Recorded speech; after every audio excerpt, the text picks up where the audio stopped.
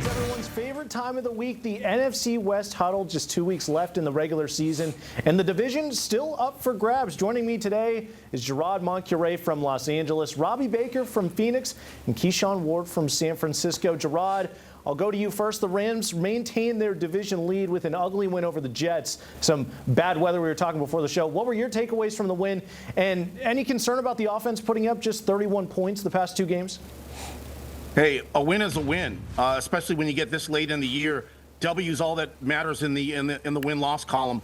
I'm not concerned at all. You know, you look at the last two games the Rams have played where they didn't score a lot of points and they had trouble in the red zone. They played the 49ers and they played the Jets. They are the second and fourth ranked defenses in terms of allowing yards in the National Football League.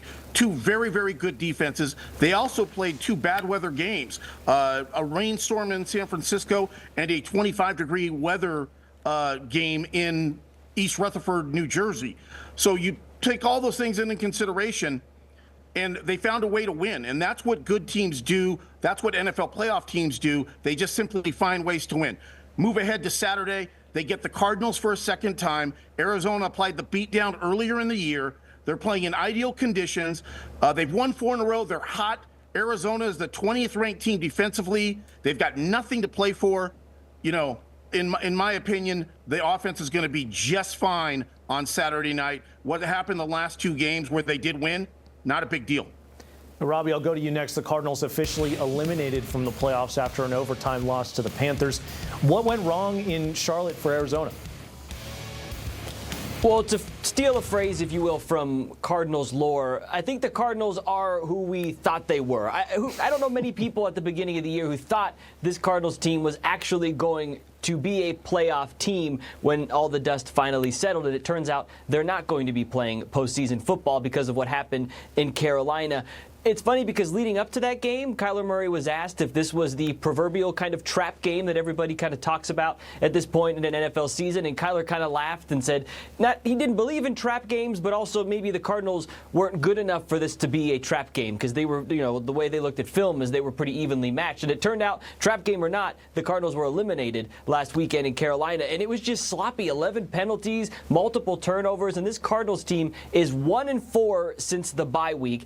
I got to give Gerard some flowers here because about a month ago I was on the huddle with you guys, and coming out of the bye week we were asked, you know, how we felt about our teams, and at that point the Cardinals were 6-4. I thought, man, the Cardinals are sitting pretty. They kind of control their destiny. The Seahawks a couple times, the Rams, and Gerard, my man, you were the one that said you felt the best about the Rams coming out of where they were and the schedule that they had ahead of them, and they were going into that Bills game. You thought that was going to be the turning point, and boy was it.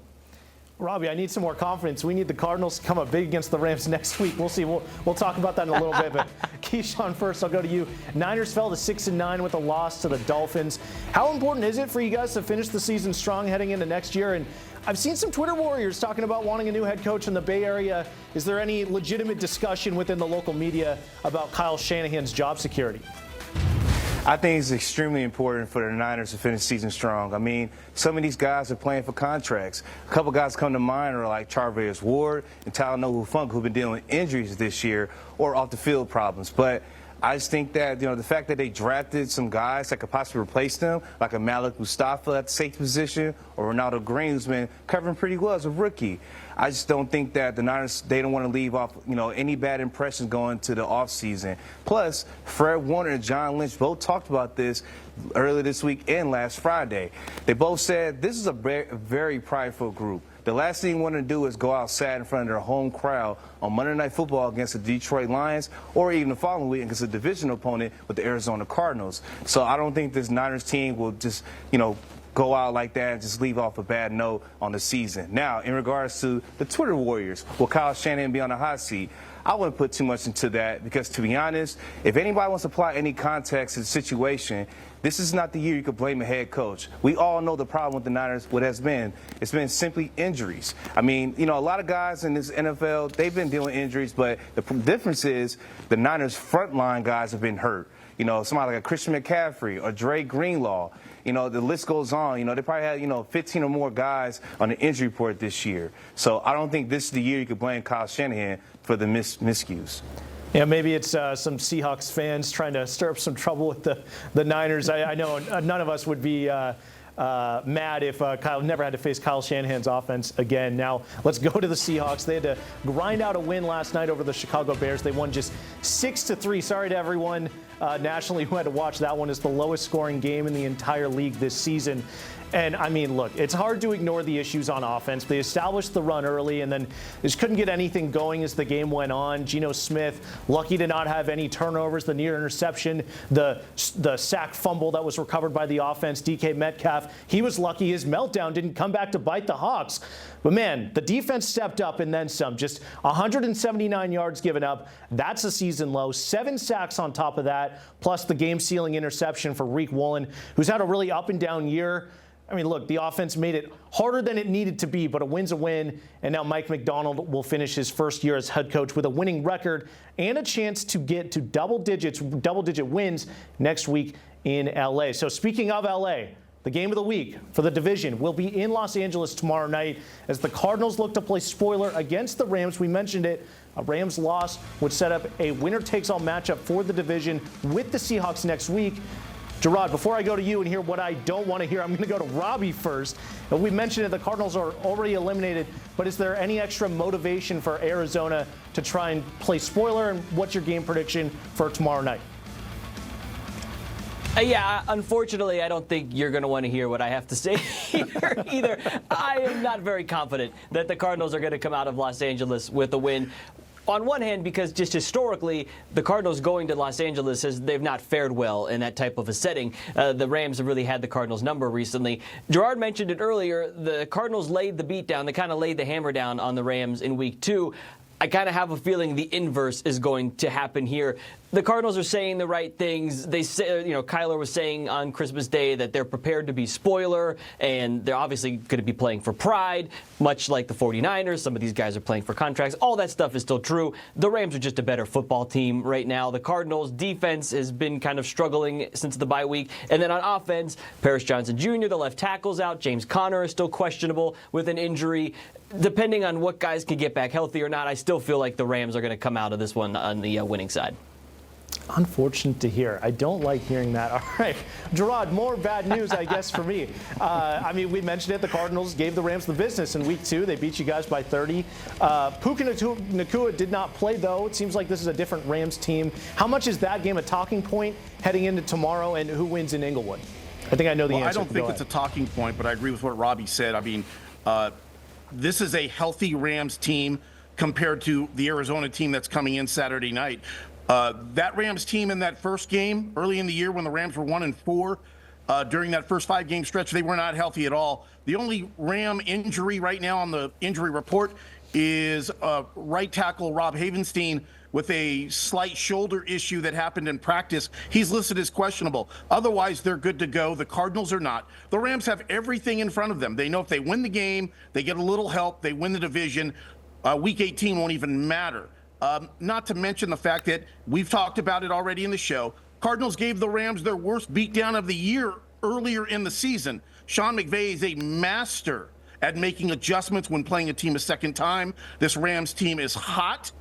They have come of age. I've mentioned this before on the show. Second youngest team in the league. They are now believers in the Sean McVay way to win football games, sticking together. The line is 6.5 points. Bring in the Arizona team that just gave up 36 on the road to Bryce Young and the Carolina Panthers. Give me the Rams 34-17 Saturday night at SoFi. All right, well, I'll go with my prediction next. I'm pretty sure I'm 0 on this show when it comes to picking games specifically with the Seahawks. So give me the Rams by 1 billion.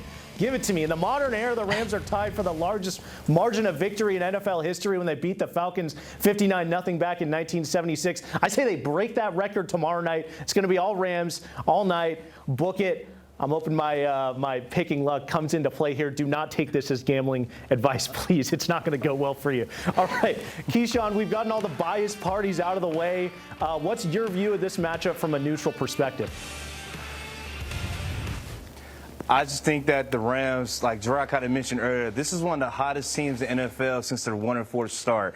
I can't see the Cardinals because their psyche is just completely destroyed after that heartbreaking loss in Carolina last week. And I just think that the Rams are playing with too much things on the line right now, obviously with the division up for grabs. I just don't think the Cardinals will have any chance against them. I do think that James Conner will be a problem to deal with because he's had 90 yards rushing or more the past 3 games. So it's funny, in that earlier matchup this year with the Rams and Cardinals, the main problem for the Rams was they couldn't stop Marvin Harrison Jr. And to be honest, he got Tre'Davious White sent out of L.A. because ever since then, it's never been the same for that cat. But, in all honesty, I think the Rams is a better team right now, and I can see them winning probably around somewhere along the lines of like 28-14. All right, Saturday night, 5 p.m. Pacific. We'll all be tuned in, all right? It's well, let's switch gears now. It's time for a game of fair or foul. I'm going to give you guys a statement. You tell me if you agree or disagree. First up, Saquon Barkley closing in on Eric Dickerson's single-season rushing record. He just needs 268 yards total over his last 2 games against the Cowboys and Giants to get it done. So, Keyshawn, let's go back to you. Barkley will break Eric Dickerson's record. Is that fair or foul? I'm going to say it's fair. I think the Eagles are going to really try to make this thing happen and come to reality. I mean, a guy like Nick Sirianni, he's always in the media for the wrong reasons, but he does support this guy. So I think he's trying to make this happen. Plus, look at the next matchups. The Dallas Cowboys are the 6th worst rushing defense in the league. I believe they give up around 134 yards a game on the ground. And plus, in fitting fashion, why wouldn't Barkley break the record against a former team he played it with, the New York Giants, that didn't want to pay him? So I think Barkley's going to make this happen, and he will break Eric Dickerson's record. Could be, it just keeps getting worse for the Giants, potentially. Robbie, over to you now. Barkley breaks the record. Is that fair or foul? Yeah, I love that it could potentially happen against the Giants. That would be kind of fun. I'm going to go foul only because we don't know in Week 18 if that number 1 seed is still going to be up for grabs or what the implications of that final game of the regular season will be for the Eagles. I think this next game with Kenny Pickett at quarterback, obviously they're going to probably lean heavily on Saquon Barkley, but if there really isn't anything to play for other than breaking this record, I wonder if that plays into the Eagles' mindset a little bit of, hey, our ultimate goal is a Super Bowl, and maybe we want to keep Saquon a little bit more fresh. But if he's close to breaking it, maybe they give him a couple extra carries. But for now, I'll say it's foul. Yeah, Gerard, what do you think? Fair or foul on Saquon? Oh, I'm definitely going fair on this. Obviously, this week, Jalen Hurts is out of the game, so it's going to be Pickett. As Robbie said, they're going to lean heavily on the run game. They've got the Cowboys and Giants, as Key said, in the last 2 games, and those 2 teams give up 135 yards and 142 yards per game on the ground, respectively. I mean, he could have a huge game in Week 17 and then only need 60 yards, possibly in Week 18. Now, we've also talked about this already. Should that Week 18 not matter to the Eagles? Will they be careful with Saquon? Of course they will. But also, as was stated, the people of Philadelphia, I used to work there, they are Eagle crazy, and they would love nothing more than to have the all-time single-season league rusher in their city and have it be Barkley. You better believe that will be in the talk going into Week 18, and if it's attainable without possibly overworking him in a game that doesn't matter, they'll still go for it. I absolutely believe he's going to get it. Yeah, I'm going to say fair as well. You guys mentioned Jalen Hurts out with a concussion. Eagles are going to have to feed Saquon to move the ball on offense. They really don't have another option. Kenny Pickett, not really viable offensively, in my opinion. Look, you guys have already brought it up, 2 incredibly friendly matchups. The Cowboys and the Giants, I mean, it doesn't line up any better than this. Keyshawn mentioned bottom 6 in the league in stopping the run. They both allow more than 135 yards on the ground. I mean, you do that right there. Saquon gets the record. And you also add in the fact, we talked about he can break the record against the Giants. Everything this year that could go wrong for the Giants has gone wrong, except for when they beat the Seahawks. We don't even talk about that. I think it's only going to get worse. The team that let him walk is going to let him get the record. It's too perfect of an ending. I want to see it happen so bad, so I'm going to say fair.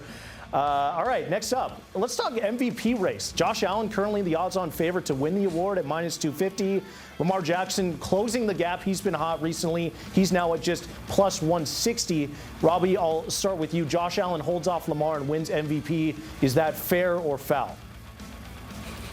I'll say fair. I think what Josh Allen has done this year is, I guess, maybe a little bit more impressive if you consider, not taking anything away from Lamar Jackson, but the Ravens added to their offense, bringing in Derrick Henry and some weapons. Deontay Johnson ended up ultimately not working out, but they added pieces to that Ravens offense, and Lamar Jackson continues to play at a high level. What the Buffalo Bills did is they shipped out Stephon Diggs, and they kind of reworked their entire wide receiving unit, and it took maybe a few weeks to get everybody on the same page, but that offense has been absolutely rolling, and the numbers that Josh Allen is putting up, he's putting up more stats with potentially less talent, if you will, less high-end talent with the Stephon Diggs leaving town. So I think right now it's probably fair to say that Josh Allen should be the favorite, but this is also one of those where I don't think there is a necessarily wrong answer. Yeah, Gerard, what's your take? I think he's going to get it. I mean, he's playing his best football. We've always talked about Josh Allen since he came into the league as being a difference maker, but his mistakes took away from his greatness and affected the Bills' ability to win big games. He's not making those mistakes this year. They're 12-2. Obviously, that record gets overshadowed by what the Chiefs have been able to accomplish. But there's no doubt that Josh Allen has elevated his game, and he's going to be rewarded, providing there's not a massive stumble in the last 2 weeks. And he's going to get the MVP. I believe it. And Keyshawn, what about you? Josh Allen wins MVP. Is that fair or foul? I'm going to say fair as well, because I think that you guys all brought up the similar points I was going to say about Josh Allen kind of doing more with less compared to Lamar Jackson and his team. But I think it simply comes down to the media and the people in general. They tend to get fatigued seeing the same guys win the award over and over. I'll give you a couple of examples. You know, a couple of years ago when Joel Embiid won or Nikola Jokic, it seemed like the NBA didn't want to see, Jokic being in those kind of talks of being one of the greats, winning 3 MVPs in a row. Or even going back in the day in the 90s in the NBA. We all knew that Michael Jordan was the best in the NBA at that time. And, when Charles Barkley won 93, you had to wonder, like, really, Charles Barkley? Or even Karl Malone years later. I mean, it's just something where people tend to get fatigued seeing the same guys win over and over. So I think if Lamar Jackson's not the runaway favorite, which he's not right now, I think they'll give the nod to Josh Allen. Yeah, that's a really good point. I'm going to say foul, though. I think Lamar Jackson actually ends up catching Allen when it's all said and done. And I think it's going to come down to the final week of the year. The Ravens, they're going to need a win to clinch the division, while the Bills should be locked into that 2 seed. No reason to play Josh Allen in that game, so there's a good chance he sits or doesn't play. I mean, does that impact his MVP case in the voters?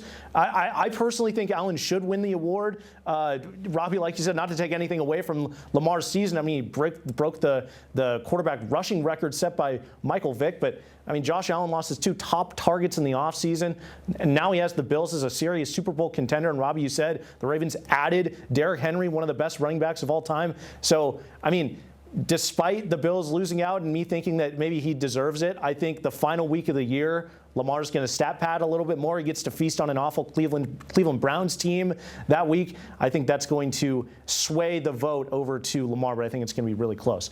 All right, staying on the topic of awful teams, speaking of the Cleveland Browns, guys, there are a ton of them this year. More than usual. Right now, 9 teams with 4 wins or less. The last time there were more than 6, back in 2013, over a decade ago, when there were 7.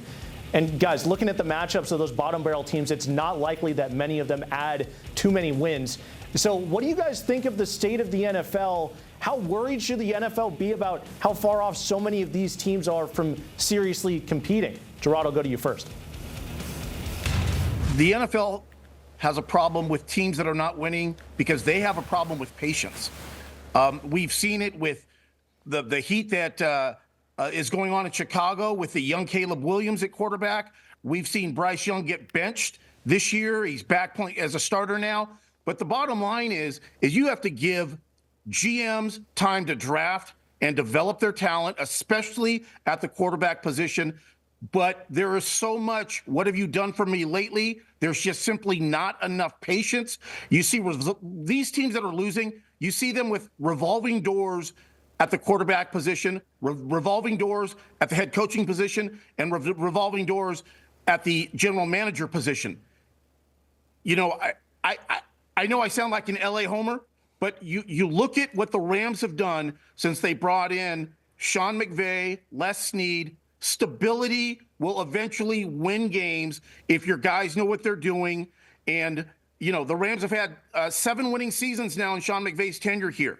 And that's because there's stability. They're not afraid to take the time to do the things the right way. They gave Jared Goff a long leash. And only did they get to the point where the quarterback play was obviously holding them back did they pull the string and make the trade for Matthew Stafford. But that's the key. Teams have to be more patient, and so do fans.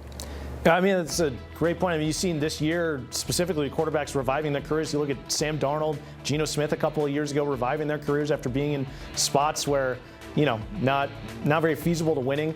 Keyshawn, I'll go to you now. What do you think about all this? I think that Gerard made an excellent point saying, along the lines of this is a league that's kind of like we're living a market wave. Nobody wants to take the time, be patient, and develop their talent. But to be honest, it's not really because of talent on the field. It's simply the suits, the GMs, the owners, the presidents of the organizations.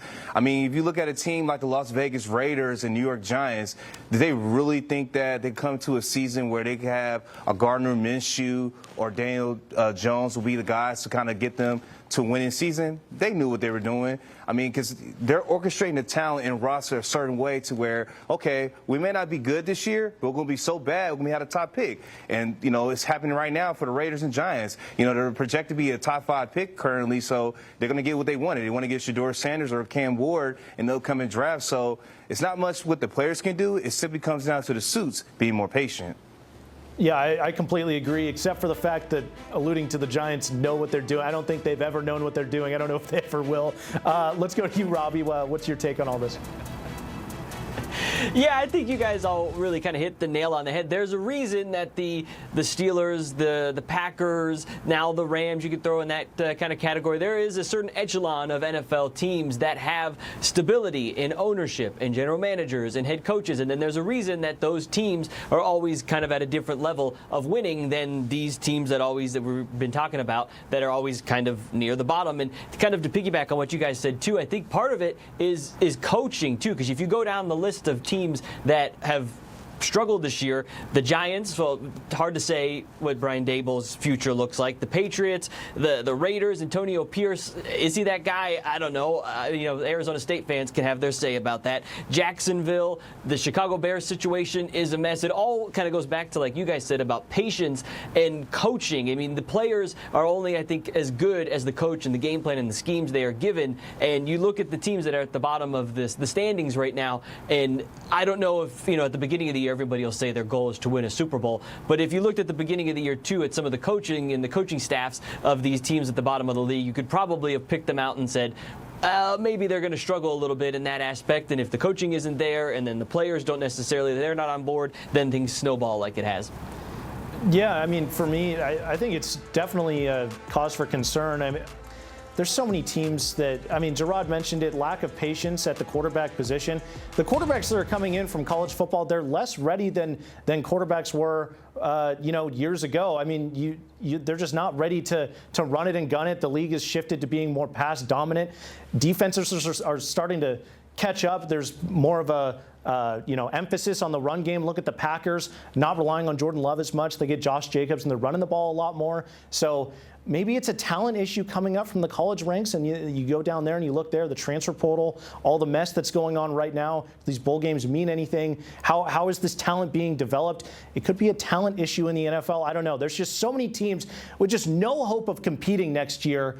I mean, winning 4 games got the Commanders' Jaden Daniels last season. This year, the Bears, Panthers, and Jets are all sitting outside the top 5 of the draft with 4 wins. One of those 3 will likely have the 9th pick in the draft. From what I've heard, it doesn't sound like this draft is going to be the one to save all these bottom feeders teams. So it's really going to be interesting to see if this conversation is still relevant at this time next year, and if the NFL decides to intervene and do something about it. All right. Well, that's going to do it for us, the NFC West Huddle. Remember, you can watch full episodes of the Huddle on the Fox local app. It's free on all platforms. Happy holidays, everyone, and we'll see you next week in the new year.